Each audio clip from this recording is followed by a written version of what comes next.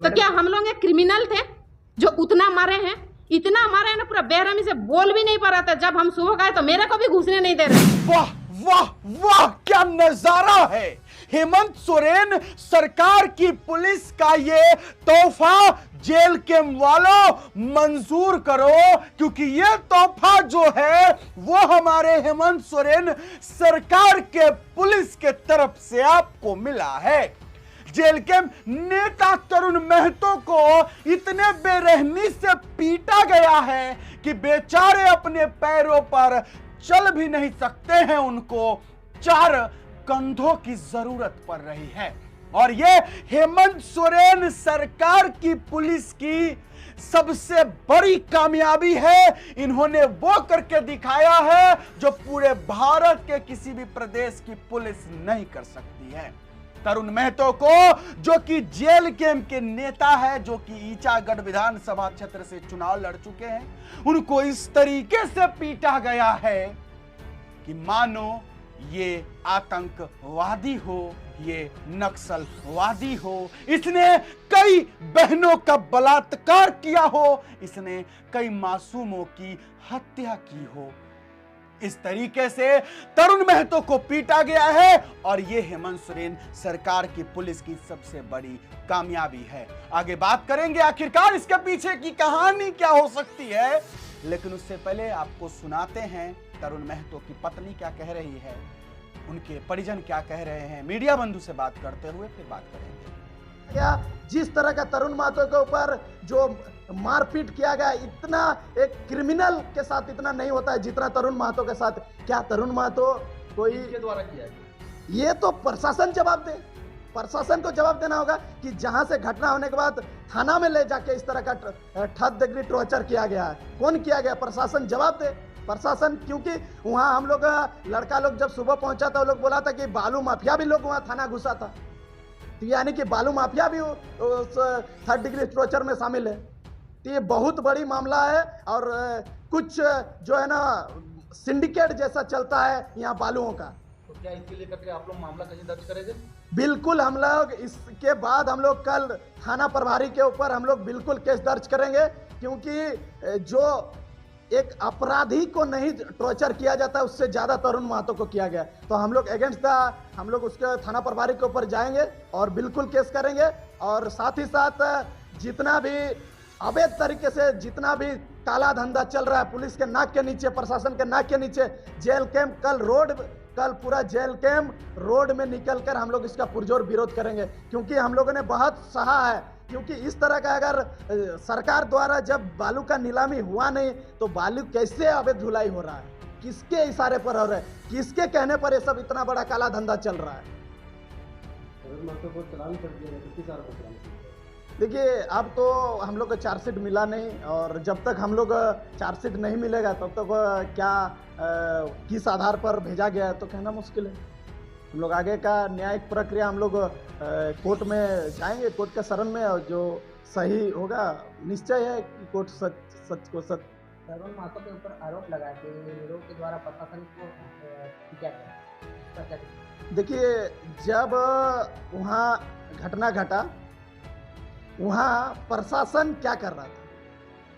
सबसे बड़ा सवाल जो आज बहुत सारा चैनलों में चल रहा है कि पुलिस को मार दिया गया, तो पुलिस वहाँ बालू खदान में पुलिस क्या कर रही थी? हम तो सवाल चौथा स्तंभ के माध्यम से प्रशासन से पूछना चाह रहे हैं कि वहाँ पुलिस पहुंचा क्यों, क्या करने के लिए? पुलिस वहाँ क्या कर रही थी? लॉ एंड ऑर्डर का जिम्मा उनके था, क्यों उस तरह का? जब वहाँ बालू सरकार द्वारा बंद किया गया तो वहाँ प्रशासन और वहाँ हजारों का हाईवा खड़ा था जिस समय ये घटना घटा। वो हजारों हाईवा में एक भी हाईवा पुलिस द्वारा जब्त नहीं किया गया थाना में। तो ये क्या दर्शाता है? आप सोचिए, प्रशासन एक भी हाईवा को पकड़ने में सक्षम नहीं हो, तो सोचिए सिंडिकेट कितना बड़ा चल रहा है खेला।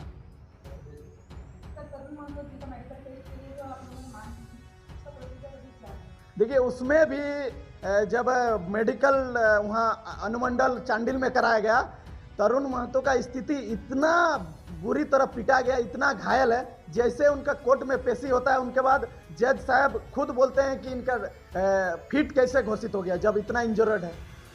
जज साहब खुद मेडिकल टीम को बुला के फिर री जांच कराया गया। तो ये दुर्भाग्यपूर्ण है झारखंड का कि आप सोचिए जिसको इतना 3rd डिग्री टॉर्चर, इतना घायल अवस्था में उनको फिट घोषित कर दिया जा रहा है। तो आप सोचिए कितना प्रेशर होगा और किसका प्रेशर में ये सब हो रहा है। ये बहुत जरूरी है क्योंकि कोई तो है, कौन करा रहा है? प्रशासन। यही तो आखिर किसका दबाव में प्रशासन काम कर रही है? जब सरकार बालू घाटों का नीलामी नहीं किया तो आखिर किसका दबाव में सब कार्रवाई हो रहा है?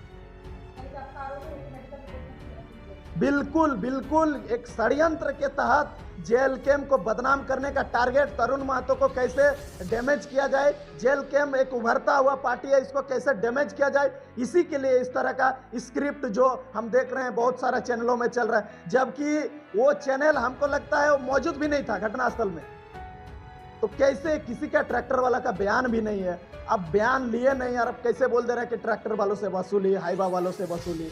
आप बयान लेते हैं उसके बाद हम तो खुला ओपन बोलते हैं कि अगर ट्रैक्टर वालों से मांगा गया है कोई तो अब जाइए ना ओपन, अब जाके केस करिए जो मांगा।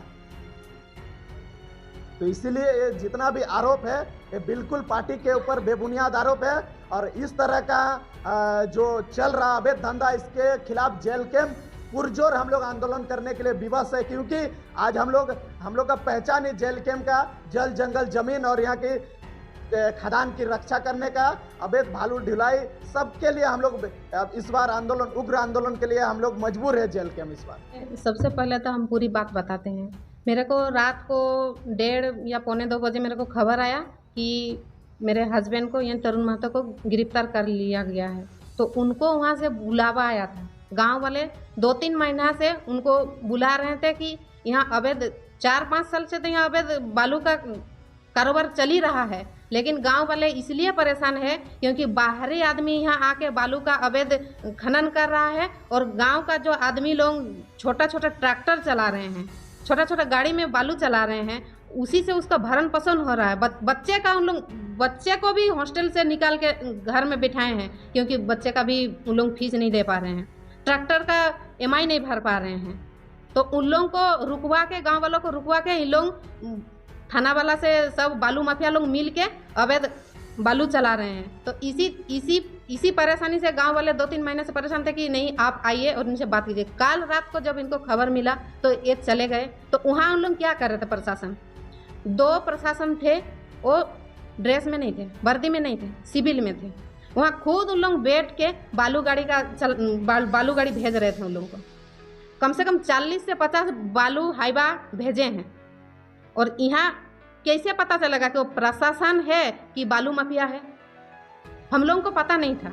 और वहाँ जो इन लोग हम लोगों के ऊपर आरोप लगा रहे हैं कि नहीं प्रशासन के ऊपर हाथ उठाए हैं, तो ये बेबुनियाद है, गलत है। हम लोग प्रशासन के ऊपर हाथ नहीं उठाए हैं। ये बालू माफिया के लोग ही थे जो प्रशासन के ऊपर हाथ उठाए हैं। उनका गाड़ी भी अभी भी थाना में है, पड़ा हुआ है, लेकिन उन लोगों को अरेस्टिंग नहीं हुआ है उन लोगों का।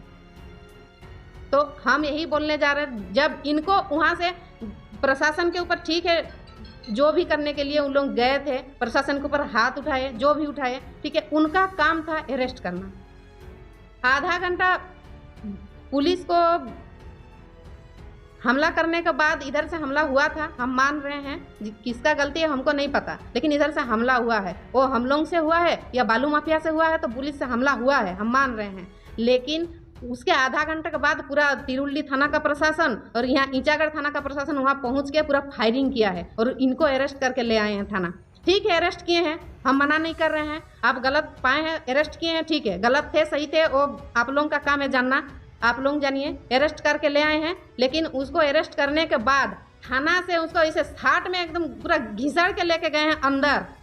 शर्ट का एक बटन भी नहीं है, हम अपना नज़र में देखे हैं उनको, हम खुद देखे हैं। शर्ट का पूरा बॉटम टूटा हुआ है, पूरा शर्ट फटा हुआ है, पूरा उनका गंजी एकदम पूरा फटा हुआ है जो अंदर में पहने हैं। उनको घसीट के लेके गए अंदर में और उतना मारे हैं प्रशासन, तिरुल्ली थाना का प्रशासन और यहाँ ईचागढ़ थाना का प्रशासन और बालू माफिया। ठीक है, प्रशासन मारे हैं, लेकिन बालू माफिया को वहाँ कौन घुसने दिया?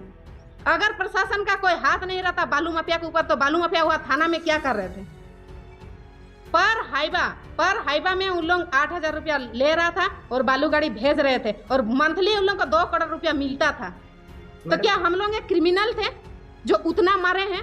इतना मारे हैं ना, पूरा बेरहमी से बोल भी नहीं पा रहा था। जब हम सुबह गए तो मेरे को भी घुसने नहीं दे रहे थे।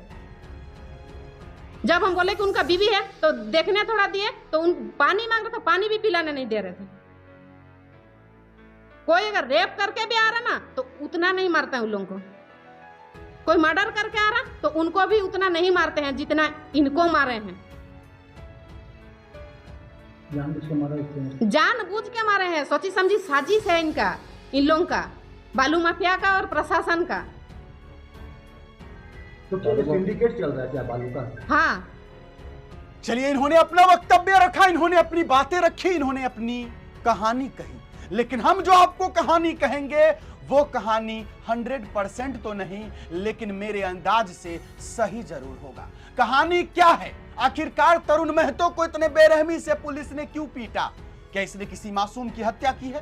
क्या इसने जो है किसी बहन का बलात्कार किया है? नहीं नहीं नहीं नहीं नहीं, ये बलात्कारी नहीं, ये नक्सलवादी नहीं, ये आतंकवादी भी नहीं, और ना इसने किसी मासूम की हत्या की है। दरअसल इनका कसूर यह हो सकता है कि इन्होंने जाने अनजाने पुलिस के किसी भी कर्मचारी पर हाथ उठा दिया होगा। इनका यह दोष हो सकता है। दरअसल जेएलएम के नेता के अंदर का जो खून है वो हमेशा उबाल मारता है, और तब उबाल मारता है जब वो अपने सामने किसी भ्रष्ट अधिकारी, भ्रष्ट पदाधिकारी, भ्रष्ट किसी भी नेता को देखता है। तो कहानी ये हो सकता है कि जब बालू से लदे ट्रक को तरुण महतो पकड़े होंगे, जब तरुण महतो उस बालू लदे ट्रक को जांचे होंगे और उन्हें पता चला होगा कि यह अवैध बालू है, यह गलत तरीके से झारखंड से बाहर ले जाया जा रहा है, तो तरुण महतो वहां सवाल खड़ा किए होंगे। और उसके बाद यह हो सकता है कि पुलिस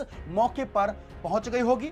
अब चूंकि यह भी बताया जा रहा है कि वहां सिविल ड्रेस में पुलिस पहले से ही मौजूद थे, तो हो सकता है कि पुलिस जो है उस बालू लदे ट्रक को क्रॉस करवा रहा होगा, उस बालू लदे ट्रक को वहां से निकाल रहा होगा, और तरुण महतो उसका विरोध कर दिए होंगे। उसके बाद पुलिस जो है कहीं बहसा बहसी शुरू कर दी होगी कि हम पुलिस हैं, तुम कौन हो, तुम कैसे रोक सकते हो, हम पास करवाएंगे। तरुण महतो को गुस्सा आ गया होगा, क्योंकि उन्होंने ये भ्रष्टाचार को देखा होगा और उनके हाथ से एकाध झापट कहीं लग गया होगा पुलिस को।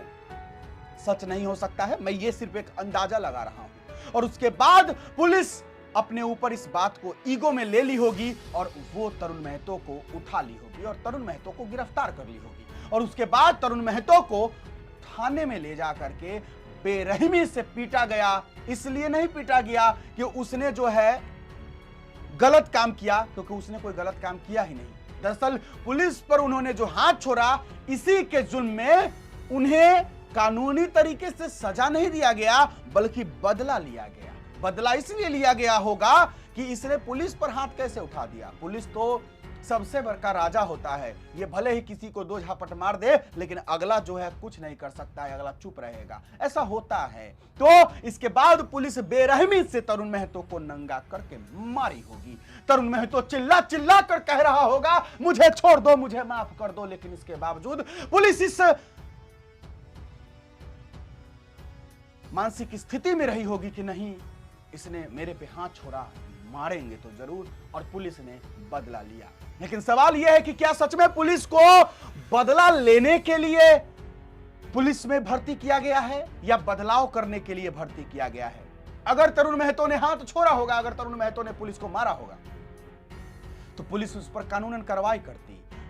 सजा देने के लिए न्यायालय है। अगर तरुण महतो अपराधी है तो अपराध सिद्ध करने का और सजा देने का अधिकार न्यायालय को है, न्यायाधीश महोदय को है, पुलिस को नहीं है। लेकिन ये पुलिस अपने आप को राजा समझती है, क्योंकि उन्हें लगता है कि हेमंत सोरेन सरकार की ये विधि व्यवस्था है, तो यहां तो मेरा ही राज चलेगा। और जेल के नेता तरुण महतो को बड़ी बेरहमी से पीट दिया गया। ये तो एक वीडियो है जो सामने आ गया, जिससे सभी लोगों को पता चला। ना जाने इतने ऐसे कितने मासूम होते होंगे, या कितने निर्दोष होते होंगे, या कितने दोषी होते हुए भी उतने बड़े पापी नहीं होते होंगे। लेकिन उनको सजा इसी तरीके से थानों के अंदर दिया जाता होगा, इसका कोई अंदाजा नहीं लगाया जा सकता। आप जरूर बताइएगा कि जेल के नेता तरुण महतो के साथ इस तरीके से पिटाई क्या सही है? अगर उसने पुलिस पर हाथ छोड़ा तो कानून बना है, सजा देना होगा तो दीजिए, आप अदालत जाइए, ना कि बेरहमी से पैंट खोलकर, कपड़ा खोलकर, नंगा कर इतना मारिए कि मर जाए। कहा जा रहा है कि जेल के नेता तरुण महतो का एनकाउंटर का साजिश भी था। खैर, टाइगर जयराम महतो देखते हैं कब इस पर एक्शन लेते हैं। फिलहाल अभी के लिए इतना ही, इजाजत दीजिए मुझे। मेरा नाम बिट्टू सिंह, आप इस वीडियो को मिस्टर बिट्टू सिंह पर देख रहे होंगे। जोहार, जय हिंद।